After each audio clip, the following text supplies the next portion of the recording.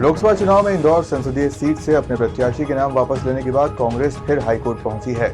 इसमें कांग्रेस ने single bench के निर्णय को चुनौती दी है।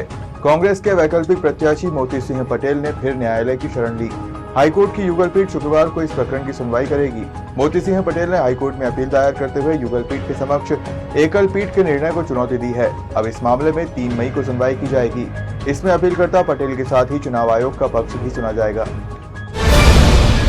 मध्य प्रदेश में भाजपा से कई टक्कर वाली सीटों पर कांग्रेस को इंडिया गठबंधन से बड़ी उम्मीद थी, पर अब तक गठबंधन के किसी दल के बड़े नेता की सभा नहीं हुई है। तीसरे चरण में शामिल गुना, ग्वालियर और भिंड में समाजवादी पार्टी प्रमुख अखिलेश यादव की सभा के लिए प्रस्ताव भेजा गया था, पर अभी तक उनकी सहमति नहीं मिली है। इन सीटों पर 7 मई को मतदान है। 5 अप्रैल को प्रचार बंद हो जाएगा, यानी 4 दिन ही बचे हैं। सीपीआई के नेता सीताराम येचुरी की सभा भी खजुराहो में प्रस्तावित थी, पर वह नहीं आ पाए। आम आदमी पार्टी के प्रदेश अध्यक्ष या प्रदेश प्रभारी भी प्रचार में नहीं निकले। स्थानीय स्तर पर जरूर कुछ सीटों पर आपके कार्यकर्ता कांग्रेस का सहयोग कर रहे हैं। वैशाख कृष्ण दशमी पर 3 मई को पंचकोशी यात्रा की शुरुआत होगी। देश भर से आने वाले श्रद्धालु पटनी बाजार स्थित श्री नागचंद्रेश्वर मंदिर से बल लेकर यात्रा पर रवाना होंगे। प्रशासन ने यात्रियों की सुविधा के लिए तैयार शुरू कर दी है। हालांकि परंपरा के अनुसार यात्री निर्धारित तिथि से 1-2 दिन पहले ही यात्रा शुरू कर देते हैं। ऐसे में बुधवार को ही पहला जत्था प्रथम पड़ाव की ओर रवाना हो सकता है। मालवा की लोक परंपरा अनुसार उज्जैन में वैशाख कृष्ण दशमी से अमावस्या तक 5 दिन पंचकोशी यात्रा निकलती है। इंदौर में धर्म बदलकर हिंदू बने एक शख्स ने बड़ा दावा किया है। उसका कहना है कि लगातार धमकियां मिल रही है। अज्ञात ने खजराना स्थित घर पर हमला कर दिया, पत्थर फेंके गए, कांच फूट गए। उसने पुलिस अधिकारियों के नाम से आवेदन देकर कार्रवाई की मांग की, सुरक्षा भी मांगी है। पुलिस के अनुसार हैदर शेख पिता शहजाद शेख ने 27 अप्रैल को अपना धर्म बदला था। खजराना मंदिर में आयोजित कार्यक्रम में वह विधि विधान से पूजा कर हैदर से हरिनारायण बन गया। महिला पहलवानों से यौन शोषण के आरोपी ब्रजभूषण शरण सिंह के छोटे बेटे करण भूषण को भाजपा ने कैसरगंज से टिकट दिया है।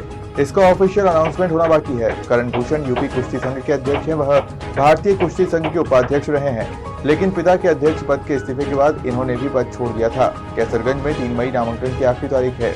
शुक्रवार को करण नामांकन करेंगे। करण सिंह के प्रतिनिधि जगन्नाथ तिवारी ने गुरुवार को कैसरगंज से नामांकन के 4 सेट खरीदे।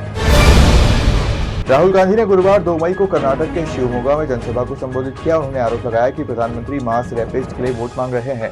कर्नाटक में भाजपा और जेडीएस के बीच गठबंधन है। जेडीएस सांसद और एचडी देवगौड़ा के पोते प्रज्वल रेवन्ना गौड़ा पर रेप और अश्लील वीडियो बनाने का आरोप है।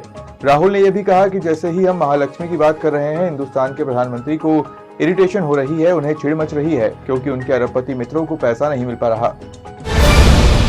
प्रधानमंत्री नरेंद्र मोदी 2 दिन के गुजरात दौरे पर हैं। गुरुवार को पीएम ने आनंद की जनसभा में कहा कि भारत में कांग्रेस कमजोर हो रही है। यहाँ कांग्रेस मर रही है तो वहाँ पाकिस्तान रो रहा है। कांग्रेस के लिए पाकिस्तान के आका दुआ कर रहे हैं। शहजादे को प्रधानमंत्री बनाने के लिए पाकिस्तान उतावला है। पाकिस्तान और कांग्रेस की यह पार्टनरशिप पूरी तरह एक्सपोज हो गई है। इसके साथ ही उन्होंने कांग्रेस पर भगवान राम और भगवान शिव के भक्तों को आपस में लड़वाने का आरोप लगाया।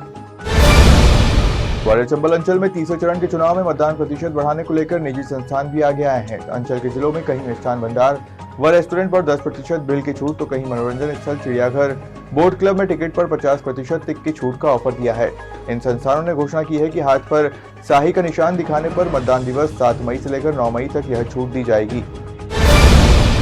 कर्नाटक के हासन से सांसद प्रज्वल रेवन्ना के खिलाफ विशेष जांच दल ने लुकआउट नोटिस जारी किया है। यह नोटिस प्रज्वल की उस अपील के बाद आया है जिसमें उन्होंने एसआईटी के सामने हाजिर होने के लिए समय मांगा था। गुरुवार को कर्नाटक के गृह मंत्री जी परमेश्वर ने कहा कि 7 दिन का समय देने का प्रावधान ही नहीं है। यदि वे 24 घंटे में पूछताछ के लिए हाजिर नहीं होते हैं तो उनकी गिरफ्तारी ही संभव है।